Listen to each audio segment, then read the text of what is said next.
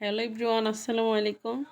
আমরা সবাই জানি কারেন্টের চুলায় রান্না করলে কারেন্ট বিল মোটামুটি ভালোই আসে। তো কীভাবে কম সময়ে রান্না করা যায়, বিলটা যেন কম আসে, তো সেটাই আপনাদেরকে আজকে দেখাবো আমি কীভাবে ভাতটা কম সময়ে রান্না করি।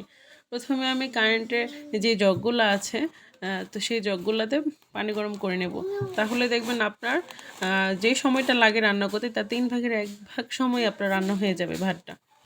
তো গরম করে নেওয়ার পর আমি পানিটা দিয়ে দিলাম। চালগুলো ধুয়ে রেখেছিলাম, পানিটা একদম বলক এনে তারপরে দিয়েছি। মাত্র 1 মিনিটে গরম হয়ে যায়। আর প্রথমে আমি 2200-তে দিয়ে দিলাম।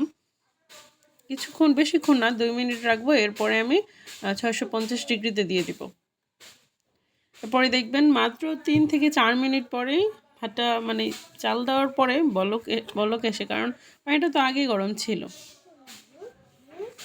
দেখতে পাচ্ছেন। আমি আর কিছুক্ষণ ঢেকে রাখবো। ভালো করে বলক আনার পরে ঢাকনাটা খুলে ফেলবো। এখন দেখতে পাচ্ছেন আমার যেহেতু চালটা চিকন নাজুসেরি চাল, তো বেশি সময় লাগে না, মাত্র 8-10 মিনিটের মধ্যে হয়ে যায়। তো হয়ে গেল আমার ভাত রান্না। কম সময়ে বিদ্যুৎ সাশ্রয় করবেন কিভাবে, তো সেটাই দেখালাম এই ভিডিওতে। আশা করি ভিডিওটি সবার উপকারে আসবে।